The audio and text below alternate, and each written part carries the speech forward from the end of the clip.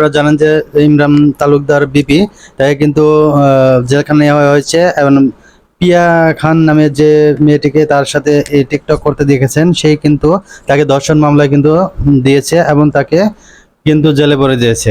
আর সেখানে কিন্তু এখন ইমরান বিবিকে আদালতে তুলে নেওয়া হয়েছে। আর আদালতে তোলার সময় ইমরান বিবি কি বলেছিল চলুন মনোযোগ সহকারে শুনি আমরা।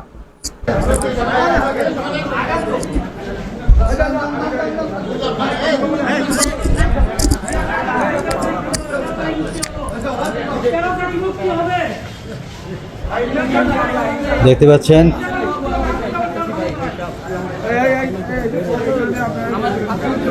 শ্রোতা, সে কিন্তু ইমরান বিপি তাকে কিন্তু আদালতে তোলার সময়, হাইকোর্টে তোলার সময় কিন্তু সে একটাই কথা বলেছে, তার স্ত্রীকে কিন্তু সে সতর্ক থাকতে বলেছে এবং তাকে কিন্তু বলতে পেরেছে যে সে কিন্তু ধর্ষণ করে নাই, সে এটাই জানিয়েছে।